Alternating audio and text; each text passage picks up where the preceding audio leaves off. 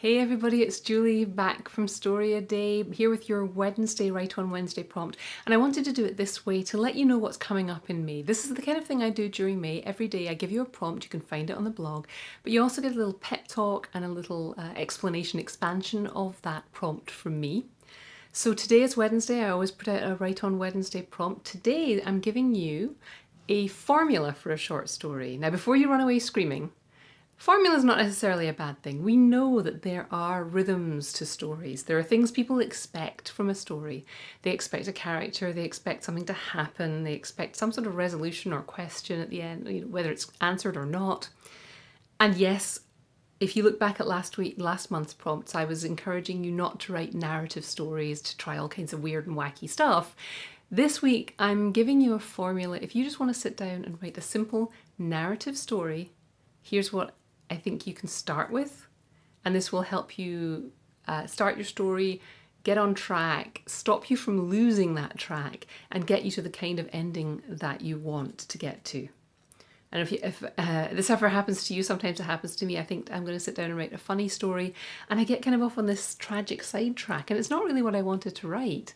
And it's maybe fine, but if you want to stay on track as much as possible, then thinking about the ending, where you're going, what kind of tone you want, what kind of character you're doing before you start can be helpful. Don't run away pantsers. This is not a strict outlining process. It's just a framework that you can hang your story on. If it helps, use it. If it doesn't, no harm done. So here's what I want you to do. Write down a list of, it goes like this: a adjective, noun, who, verb. It's Mad Libs. Something happens, related verb, resolution. So here's how it would work. And I've got this thing which will be up on the blog. I don't know if you can see this.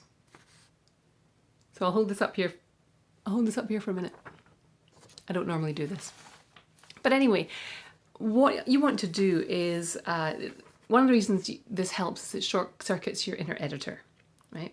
So for example, an adjective noun. So not just a woman, not just a young woman, but maybe something more descriptive that tells us something about what they want. So maybe she's an ambitious woman.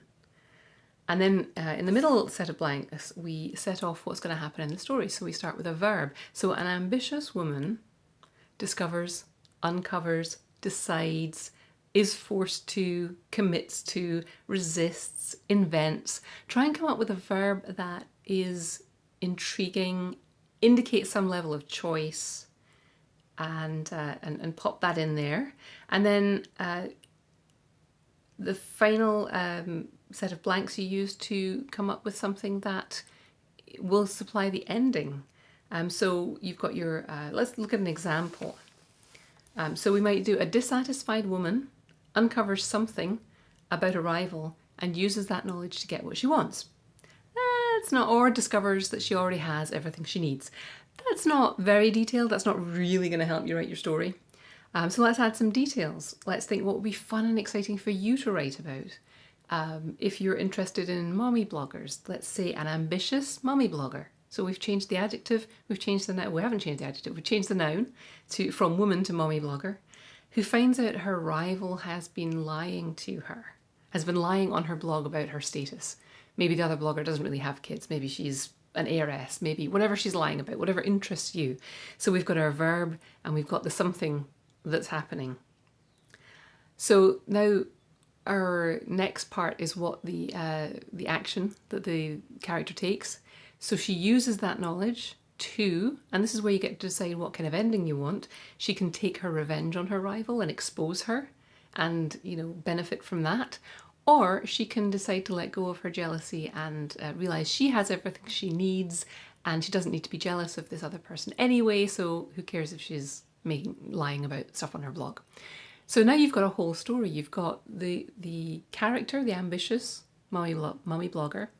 You've got her discovering something that sets off the story. It takes us out of the everyday situation. She's not just sitting in front of her computer making her blogs. She's discovering something that changes her worldview, changes everything about her world. Her biggest rival is cheating. What's she going to do about that? That's the middle of the story. So she uncovers it. Is she going to expose her? what consequences are going to come from that, and then you get the ending. And as you go through this formula, you can add more and more details the way I did. We started off with an ambitious woman, now she's a blogger, now she's a mummy blogger. So you can do all of that stuff to add more detail, and that's what takes it away from being terribly formulaic. The thing that really takes it away from being formulaic, though, is you. You will tell this story in a way that nobody else can. And I've seen this year after year.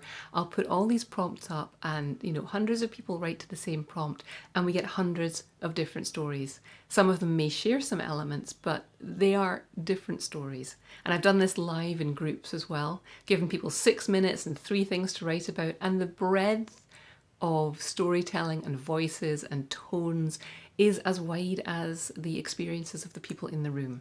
So don't worry about being formulaic. Try writing different things for each option. Say you start by saying ambitious mummy blogger and then realize, that's not exciting you. Try writing a slacker accountant. What verb could you use for him? Is discovered doing something, or you can go wild with this formula. So come over to the blog at storyaday.org today and you will find this prompt. It'll have the little formula up there for you, and you can and it'll have these instructions. You can just go through, write something, leave a comment to let me know what you have written, or how you got on. If there's other formulas that you use, just let's have a discussion about what you find useful to get yourselves kickstarted, to shut up that inner editor. And then I hope you'll sign up for the challenge, which is coming up in May, and we'll do this every day. Keep writing, and I will see you again soon.